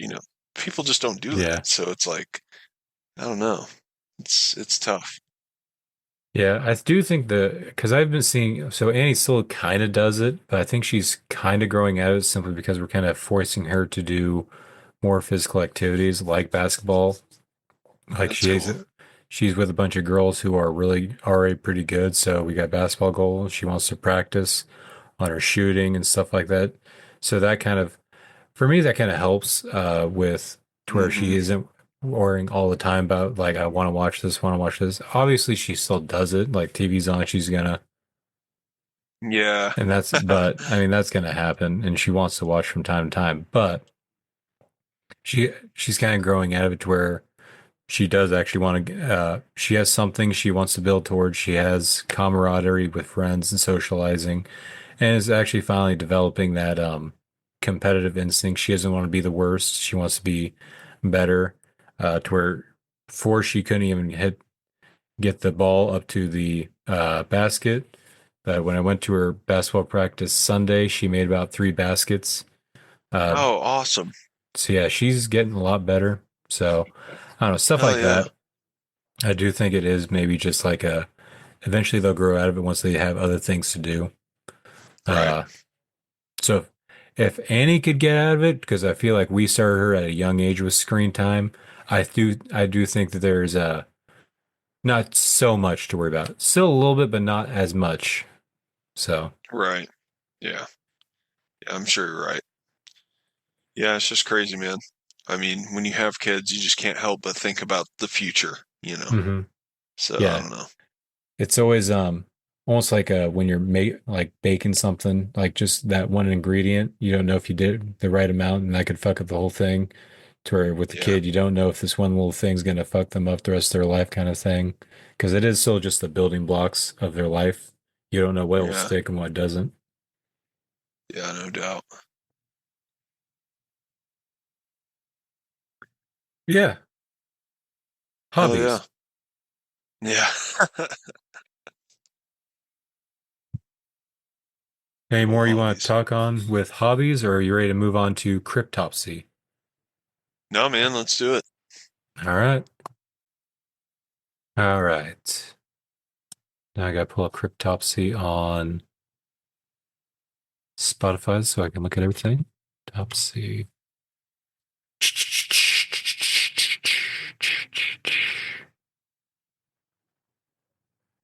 Cha. All right. So we are doing the legendary death metal, tech death, whatever you want to call them, legends Cryptopsy. Um, this was I thought I was super familiar with them. Apparently, I'm not. And I found that out listening to these albums. There's a huge chunk of their discography I've never listened to. More of that than ones I have. But you know what? It was still fun. You will obviously be able to see which ones I favor more and was more familiar with. There was some good surprises though in the ones I did check out for the first time. Um, yeah, let's start at the beginning. 1994's Blasphemy Made Flesh. What Hell yeah. what do you think of this album?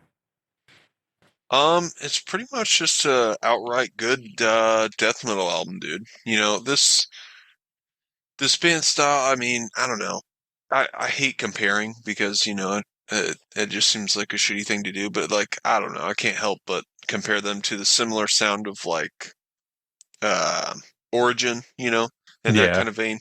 Just full balls through the wall blasts. So, um, but yeah, man, I mean, they started off with a bang. I thought it was super heavy. And yeah, pretty gnarly, man. Obviously, the production gets better as this band goes on, but definitely a solid album to start out with. Hell yeah. What do you I think of it? I do like this album now. This is an album I kind of avoided for a while. It wasn't until I saw them that I had more appreciation for this album. It's a good album. It's reminds me a lot of what the album that came after, except this is a little bit more raw and it has that more of a debut album feel to where it is like everything's kind of held together by duct tape, but it's just such craziness kind of going on. Um, Mm-hmm. Opens up great with Defenestration. Abigor's a great one. Open Face Surgery, great one. Swine at the Cross. It's a good album. Mm. Good, uh, kind of a classic when it comes to Cryptopsy. But I do think this band and this sound gets a little bit better. And obviously Lord Worm, uh, era of Cryptopsy, fan favorite, and I do love this era of Cryptopsy. I'm probably gonna give this one an 8. What score Okay. would you like to give Blasphemy Made Flesh? I think I'll give this one a 7. Okay, you're gonna go right there. You're number 15. All right. Oh yeah. So after Blasphemy Made Flesh is 1996. None So Vile. And I'm just going to be open about this. This is my favorite Cryptopsy album. I love this album so much. This was my introduction to the band, and I love everything about this album, even from the opening sampler from Exorcist 3. I thought that was great. Made me want to watch Oh the yeah. movie. Crown of Uh, Horns. Yeah, Crown of Horns, Slit Your Guts, Grave of the Fathers, Benedictine Convulsions, Phobophile, great. Lick Mistress. How I can't talk today. Yeah. Um, this is an amazing album. Especially with on Slit Your Guts. I love the random bass, the and then Oh the whole band yeah, kicks dude. in. I Yeah. love this, and that's actually they opened with it, and I'm pretty sure that's the song I broke my nose to. I love this album. I love these songs. This is gonna be my 10. What'd you think Hell of yeah. None So Vile? Yeah, dude, it's a banger. And I feel like this is historically probably their I don't know why I said historically. But this is probably their biggest album, I would say, that's Mhm. tied to their name. When you think of Cryptopsy, you usually see this album cover. Pretty brutal album cover too, man. Mhm. Like the whole head on a plate and everything. And is that Jesus's head on a plate? Or No, this is from the Bible. This is that is John the Baptist, and I forget who the girl is, but it's from the Bible. The king asks this beautiful girl, uh, what is the one thing she wants the most, and it was John the Baptist's head on a silver platter. So oh wow, they did it and gave it to her. And that's what this. I brutal. forget. Is it Jezebel? Maybe I don't know. But I know it's John the Baptist's head. Okay. Anyways, brutal as shit. Yeah, it's a banger of an album though, dude. Yeah, and it's just super solid all the way around. Um, yeah, I think Crown of Horns really good. Slit Your Guts, Dead and Dripping. I want to say was another really good one I liked. Yeah, I'd give this one a 9, dude. Okay, you're gonna go right up here. You're 19. And also, one more thing to add to this one. This, I think, is Lord Worm's, not only is this Cryptopsies, but this is also Lord Worm's best outing, both vocally and performance, but also his lyrics. I think it's the perfect embodiment of like evilness, but also biblical accuracy with like the whole, like there's a lot of biblical references, and even in the cover, obviously, but also some like sexual stuff going on in this album. I think it's a perfect blend of all three things, and I think it's done perfectly. Lord Worm, believe this is why he is kind of the fan favorite, like we've always talked about among fans. Um, great album, great album. No doubt. Yeah. Moving on from that, some changes happened. Lord Worm left the band, and Mike DeSalvo joined the band. And this is his Oh first yeah. outing with the band on 1998's Whisper Supremacy. And it's one of those things I don't think what I was getting from this album is didn't sound like they were trying to like they were still trying to be Cryptopsy, but they weren't trying to relive None So Vile or Blasphemy Made Flesh. This is them moving forward with Mike DeSalvo. And Yeah, no doubt.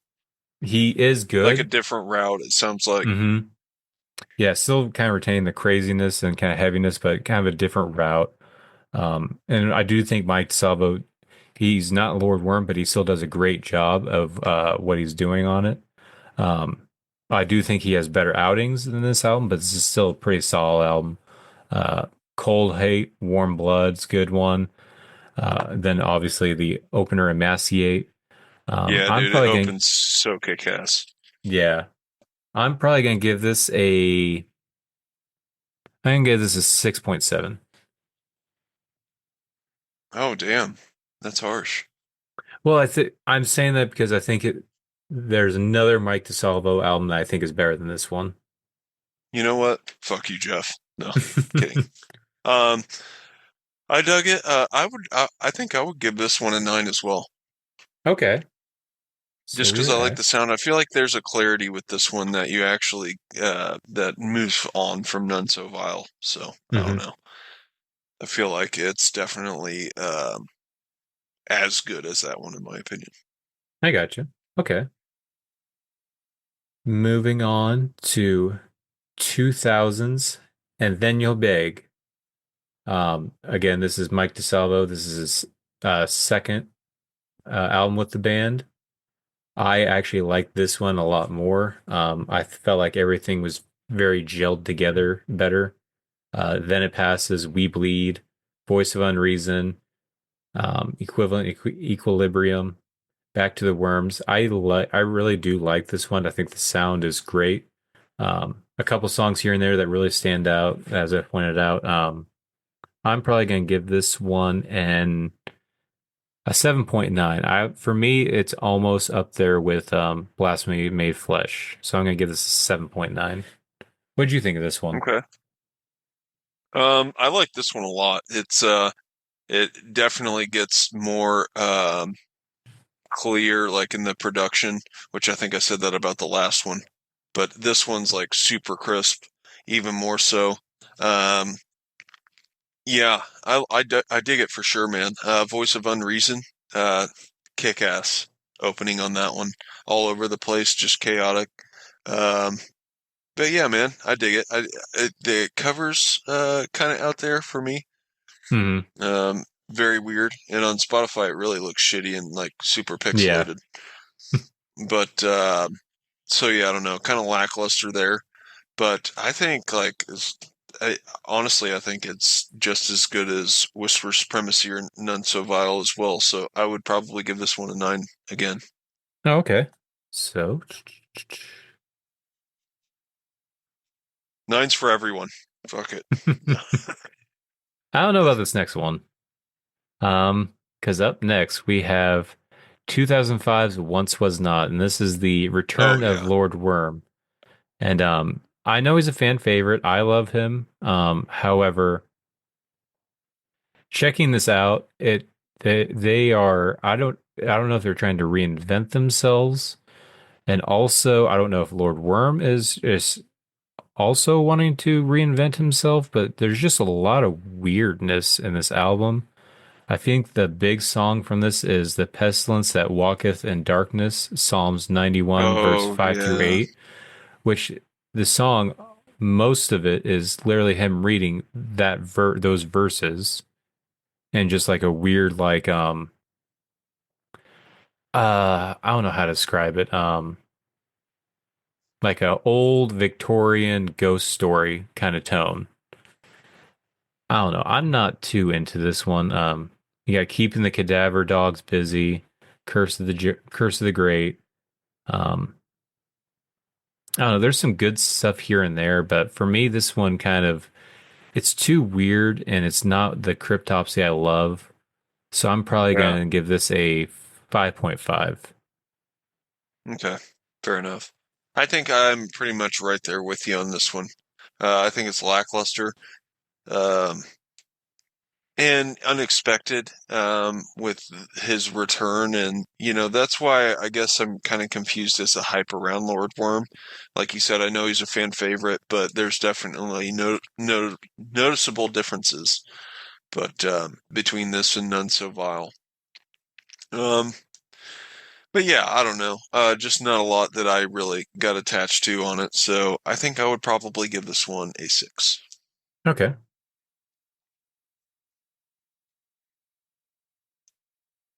All right. After Once Was Not, we have another lineup change. This time they bring in a new vocalist who is now their current vocalist. Is it Matt or Mike Magachi? I always get mixed up. I think it's Matt Magachi. Pretty sure. Yeah, Matt Magachachi. No, Matt Matt Magachi. Tamagotchi joins the band. Yeah.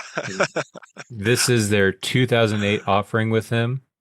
And I don't know whose decision it was, if it was the band's or if it was just the style that Matt brought at the time. Or Mike. I already messed it up. It was Matt, right? Yeah, it's Matt.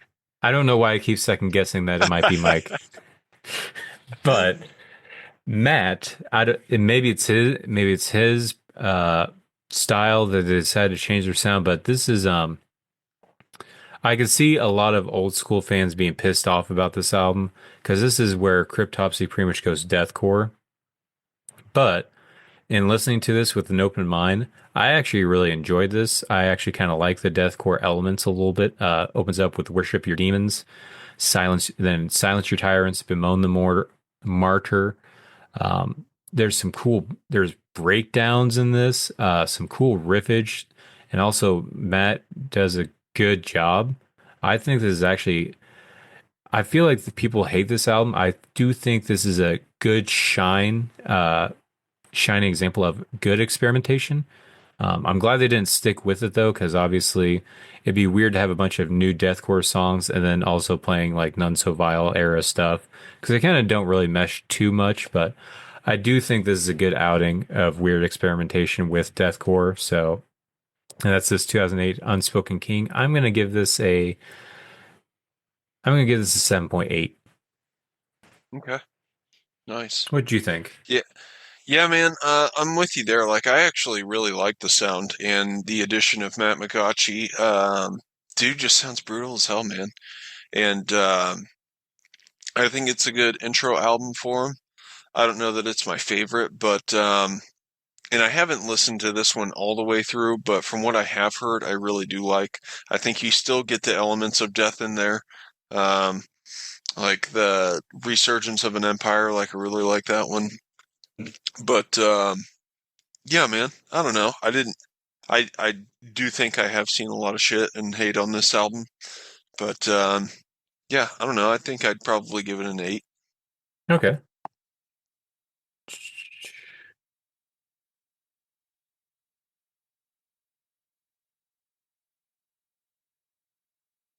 All right. 15.8 for you, Unspoken King. All right. After that, in 2012, a little bit of a shift in sound a little bit, but it's almost where this album for me, this is so 2012 they come out with their debut, or their self-titled album Cryptopsy. And this is, I would say, somewhere in the vein of, the sound is somewhere between Unspoken King's like kind of deathcore time, but also what you consider like the classic Cryptopsy sound, more of like that very fast, technical, very quick, changing paces and stuff like that. It's somewhere in between there. And I think this is a good offering, and I think this probably made a lot of people happy. I wasn't paying attention at this time, but I feel like when this came out, this had to make a lot of people happy. Kind of going back to their old sound a little bit more. This one, for me, this album's a grower, not a shower, because I don't feel like the first couple songs does this album justice. You got 2 Pound Torch and Shag Harbor's Visitors, which I mean, Shag Harbor's Visitors isn't bad. I wasn't too into 2 Pound Torch, but I feel like the rest of the album has a lot of good meat Yeah. on it. Redskin Scapegoat's a good one. Damn Oh, Draft dude. Yeah, Dodgers. Uh, there's some good meat in here. for sure. So I'm probably gonna give this one an 8.1. Okay. Yeah, man, I'm right there with you. I agree. I think it starts kind of lackluster, but yeah, Redskin Scapegoat. That's a sick one as hell. Um, but yeah, it's still not my favorite, but definitely cool. And I would probably give this one an 8 point. No, I'd give this one an 8. Okay. So we're at 16.1.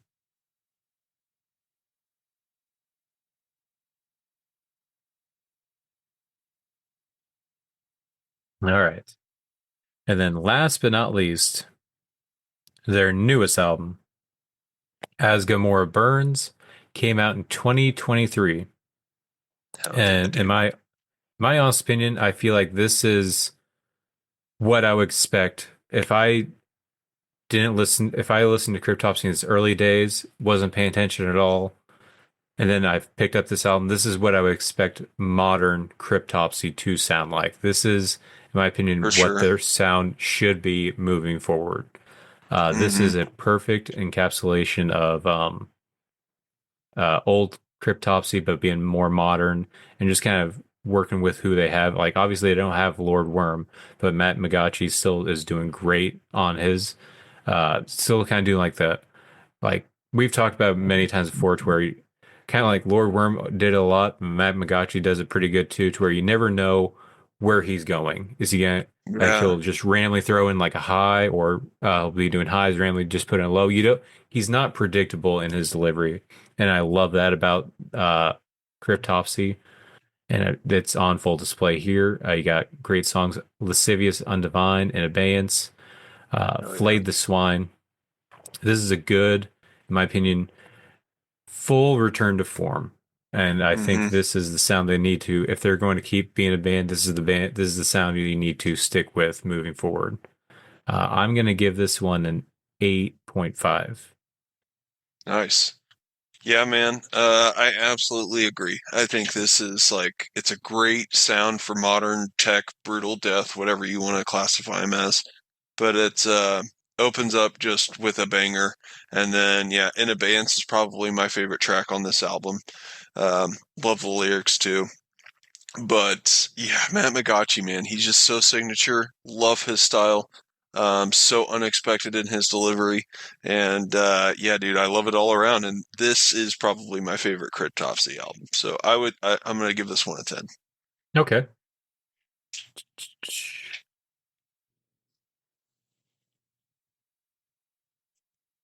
All right. All right. And there we have it. That is our Cryptopsy album rankings. We have at number one, None So Vile with 19.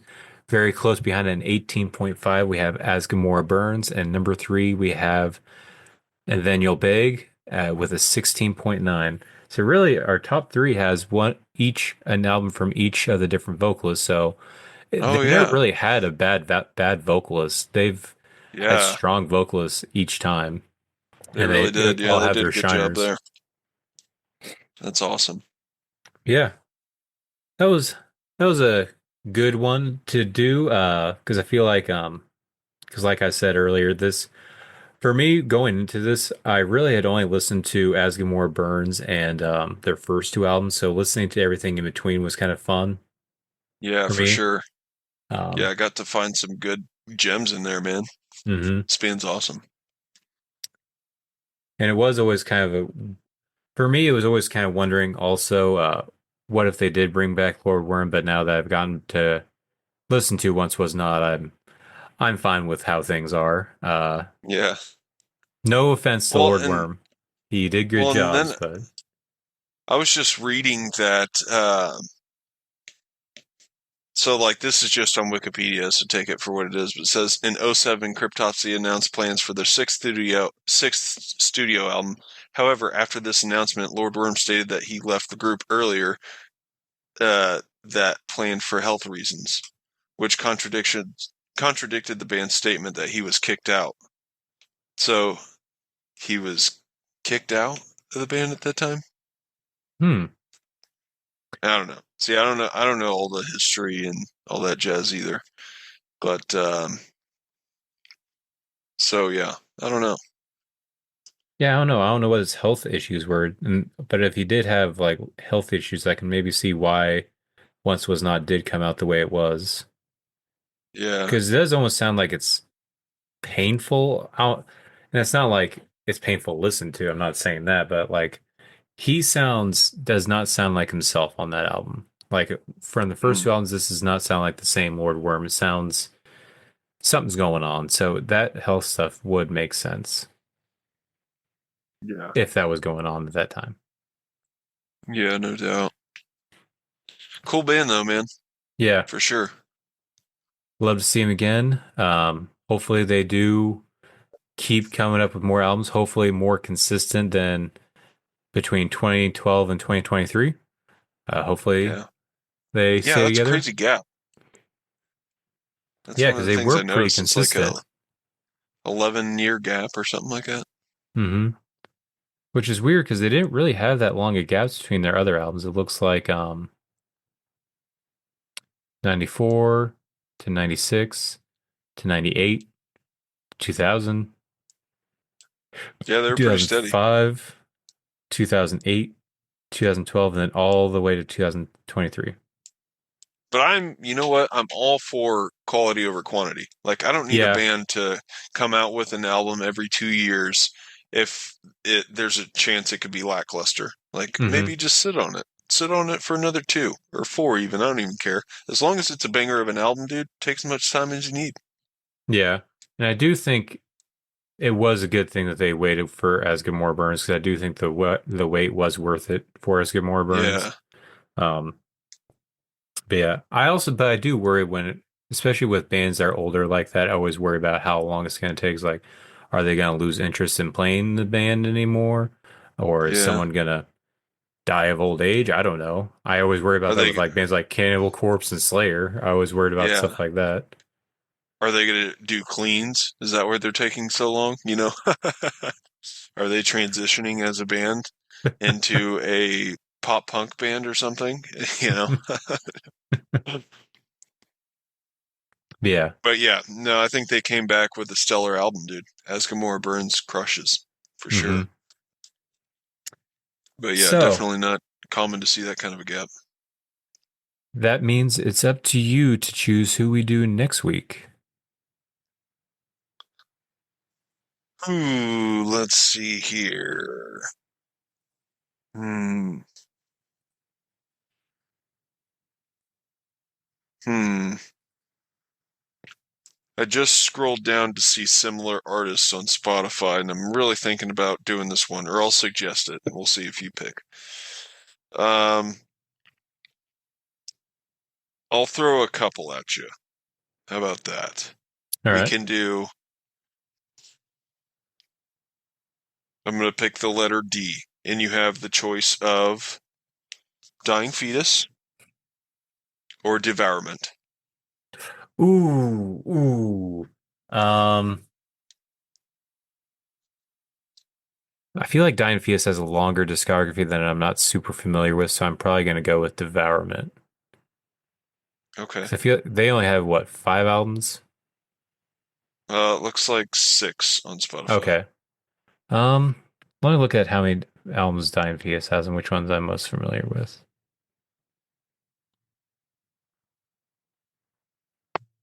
So you got Make Them Beg for Death, Killing on Adrenaline, Wrong One to Fuck With, Reign Supreme.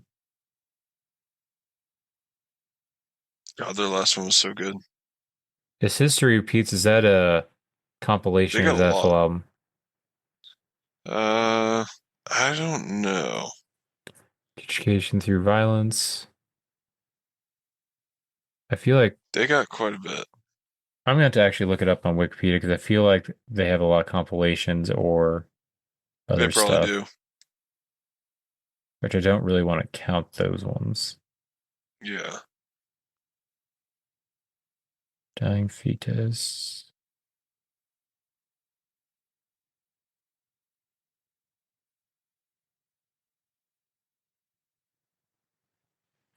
They have 1, 2, 3, 4, 5, 6, 7, 8, 9. They got 9. All right, that's a little bit more doable. Um, yeah, let's do Dying fetus. Okay. Sweet. Just 9 albums. I'm familiar with about 4 of them pretty well. Yeah. I So feel like they're really, going to be a fun one. hmm I have no problems like jamming Dying Fetus nonstop. hmm Although I do feel like the older stuff, I don't know, maybe it was my truck and the speakers were kind of shit. Listen to the old stuff, like their debut. That was rough on my truck. Oh yeah. But He's definitely gotten better at doing the vocals, I'll say that. Like mhm, it's kind of gotten to more of a proficient like deathy growl rather than just toilet bowl kind of gurgle, you know. mhm. I So even feel like it's the production on the early stuff was so raw, but it's hard to do raw. I feel like for me, in my taste, it's hard to do raw and that technical of musicianship. Because that's kind of my issue with early Origin. Like you're so technical, but you're gonna play this raw. It's two things, and for me, it's not meshing well. yeah. Yeah, they definitely had like a raw style of production that I agree, man. It didn't make it a very enjoyable listen on the ears. And I think that well, I guess we'll get into the on the discography, but yeah, I don't know, man. It's gonna be fun, I think. But you think of like Dying Fetus, like so they got the EP Grotesque Impalement. I think Mhm. we'll have to include that because that's huge. Yeah, Um, but like I just remembered the ending song, "Hail Mighty North Forest Trolls of Satan." Do you remember that one? no, It's like a power metal type song. It's so ridiculous, dude, but it's so good, so hilarious. and, and then I see the asterisk title after it. Anno Yeah, Clitoris 666. yeah. So they were just like totally having fun with that, which is pretty funny. But yeah, man, I think that'll be cool. Yeah, Dying Fetus next week. Um, anything else to add for this week before we sign off and start doing plugs? I don't think so, man. Deer season getting Yeah, closer every day. yeah, just around the corner. Hmm And I can actually, now that I have this Bronco, I can actually go. I don't have to drag it as far. I can just put it in Oh yeah, the truck bed. buck truck. Hmm Yep. Yeah, good things are coming Oh soonish. yeah, man. I believe that. Absolutely. Yeah. Other than that, I think that's all we got for this week. But yeah, you can check us out on Facebook. You can check us out on YouTube, TikTok. You can check us out on anywhere you get your podcasts at. You can check us out on Apple Music. You can check us out other podcast platform, Castbox, places like Hmm. that. You can also email us at deathmetaldaddies@gmail.com. Let us know how we're Faux doing. show. Give us some music recommendations if you want. Tell us how we were so wrong about the new Killswitch Engage, about how it's the best thing ever. Howard Jones sucks. Whoever this other guy is better. Whatever wrong opinion you want to send us, you can send it to us. Yeah. Um, Oh, I did see that Adam D is cooking up a new Serpentine Dominion album with I did Corpse see Grinder, that, but so that'll be sick. what is that? I don't know if I've ever actually listened to that. Oh, you did. I remember it came out around the time we were living together, and it has like the it's like my God, what am I trying to say? The cloak skeleton guy. What are they called? Papa Emeritus? Reaper. It's like a Grim Reaper with like the world on fire. It's got Oh, as the okay. cover. Yeah. But they did a whole album together, Adam D and Corpse Grinder, and it was actually really sick, dude. They had some sick tracks on there. So they're Oh, doing another one of those. I think that's going to be really kick ass. I think I do know what you're talking about. Corpse Grinder's Yeah. the singer on all of it. Yeah. Yeah. Okay, yeah, I know what you're talking about. I do remember that now. Serpentine Dominion. Yeah. Super badass. Badass name, too. Hell yeah. Yeah, that'll be exciting. Yeah. You can check us out on all of those. You can also wait with us as they start to probably start dropping tracks, and you can listen to it with us. You can hear us tell us our thoughts on it. But yeah, that's all we got here this week at Death Metal Days. Till then, see you guys next week where we review Dying Fetus's catalog. Hell See you yeah. then.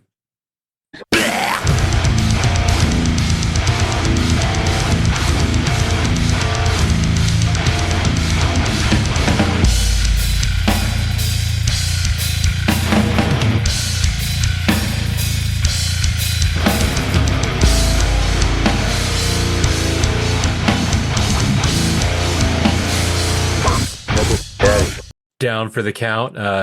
Did you end up getting sick? I know you said you started getting some sore throat. You bitched out.